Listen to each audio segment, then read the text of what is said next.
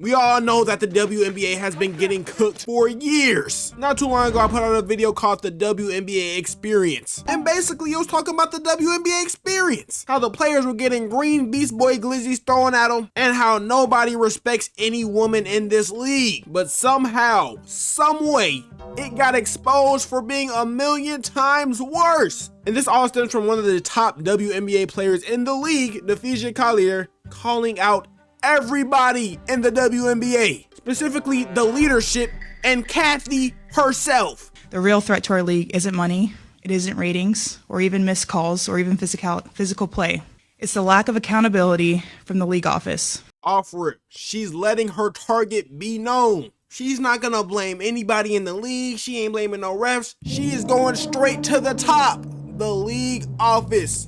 Cathy, you're cooked! Since I've been in the league, you've heard the constant concerns about officiating, and it has now reached levels of inconsistency that plague our sport and undermine the integrity in which it operates. Whether the league cares about the health of the players is one thing, but to also not care about the product we put on the floor is truly self-sabotage. Year after year, the only thing that remains consistent is the lack of accountability from our leaders. She's dropping bar after bar, and she's letting it be known that the way this league is ran is the main reason the WNBA will continue to shoot itself in the foot, bro. The league has a buzzword that they've rolled out as talking points for the CBA as to why they can't pay the players what we're worth. That word is sustainability.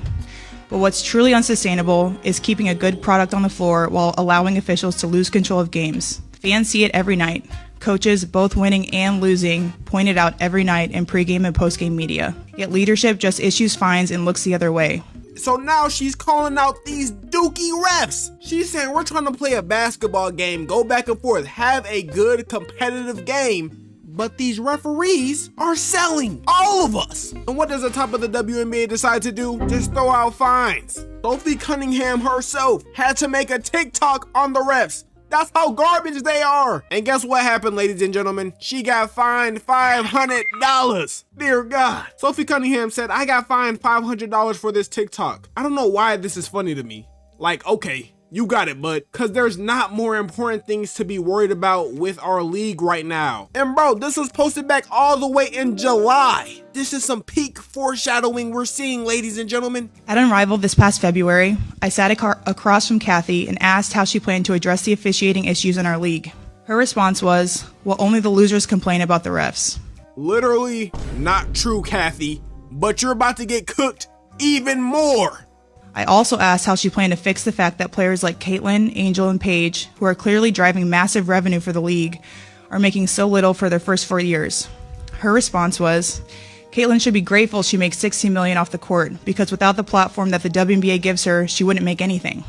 Cathy, I'm gonna have to make a citizen's arrest, because I have reason to believe you are on crack. When Caitlin Clark gets injured, ticket sales go down. When Caitlin Clark plays, the prices of tickets went up 40%. And this is for the WNBA refs. And it's the refs, it's the commissioner of the league, it's some of the team owners. They are so stupid and so bad at their jobs in understanding what they have in Caitlin Clark, who is the face of the league. Ratings go down 50% when she's not there. Ratings rocket through the roof when she is.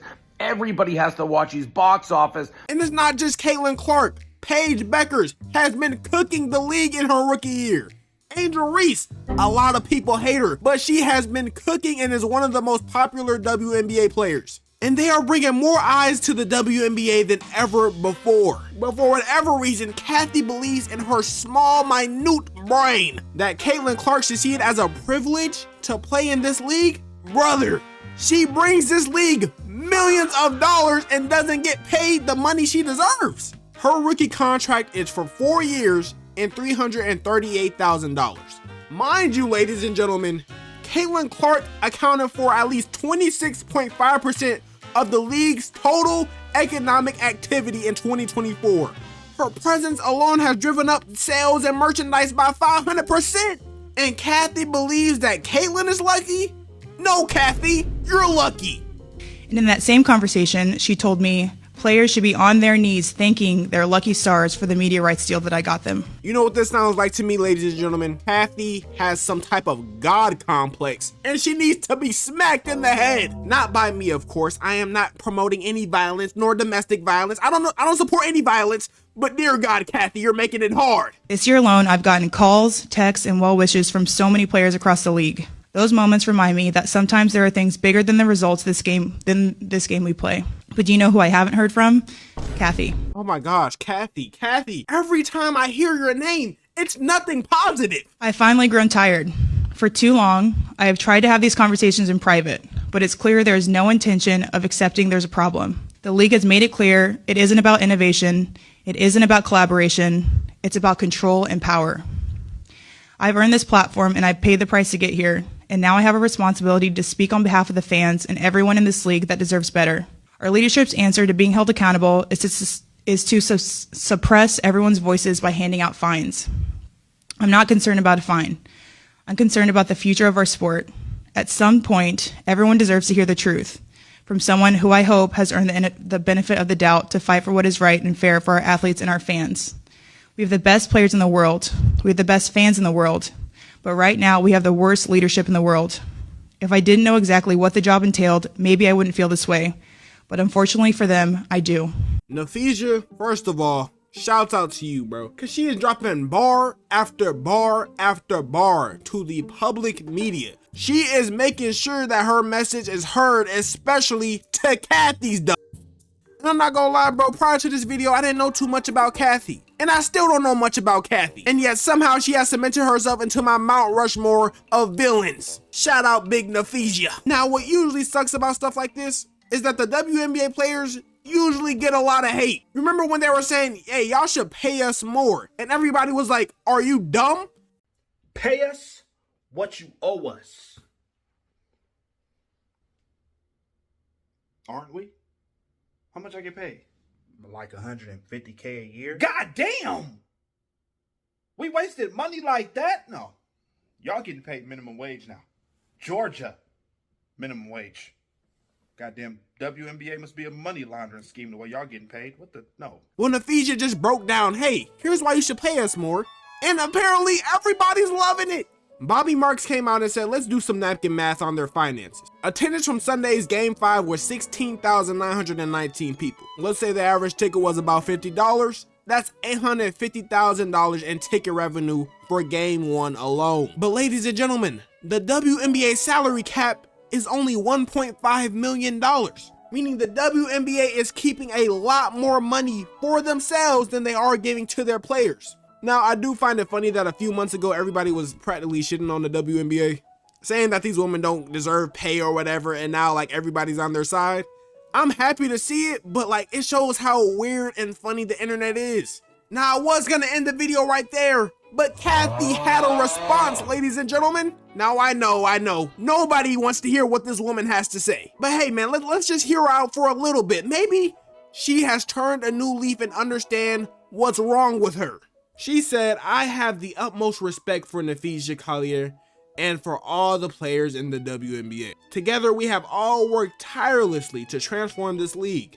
My focus remains on ensuring a bright future for the players and the WNBA, including collaborating on how we continue to elevate the game. Now, warning, ladies and gentlemen, the rest of this is about to get extremely brain dead. I am disheartened by how Napheesa characterized our conversation and league leadership. But even when our perspectives differ, my commitment to the players and to this work will not waver. Basically, she didn't deny one thing Napheesa said. Hey Cathy, if it was up to me, you're out of a job tonight, pal. I don't care who it is. If somebody calls you out publicly and you're in a leadership position and you've been called out publicly and attacked that way, you don't give what I said was that weak-ass response that Cathy Engelberger, I'm gonna say it again because people thought I stuttered just there. I don't know how because I don't stutter. Weak ass comeback. I'm gonna say it one more time. Weak ass comeback. That's what she did. Especially when the league MVP herself, Aja Wilson, is calling you out. Had an opportunity to listen to Fee, and I just want to say I was honestly disgusted by the comments that Cathy made. But at the same time, I'm very appreciative that we have people like Fee in our committee of our Players Association representing us, because that's what we're going to have to continue to make the push to stand on what we believe in. And I'm grateful to have those type of people be able to continue to speak up for us. And what makes it all so much worse for Cathy is that Caitlin Clark came out to cook her as well. Well, I have great respect for Fee, and I think she made a lot of very valid points. And, you know, I think what people need to understand, you know, we need great leadership in this time across all levels. This is straight up the most important moment in this league's history. Well, this league's been around for 25 plus years, and this is a moment we have to capitalize on. So that's honestly what I would say. I think there's, you know, Fee said it all with what she said, and you know, I think the points she made were very valid. But hey man, going back to my WNBA experience video, I brought out how I hope the WNBA continues to thrive, continues to get better, and it starts with getting Cathy the out of here. But other than that, man, I hope y'all enjoyed this video. Let me know y'all thoughts on the situation, and y'all be sure to stay blessed.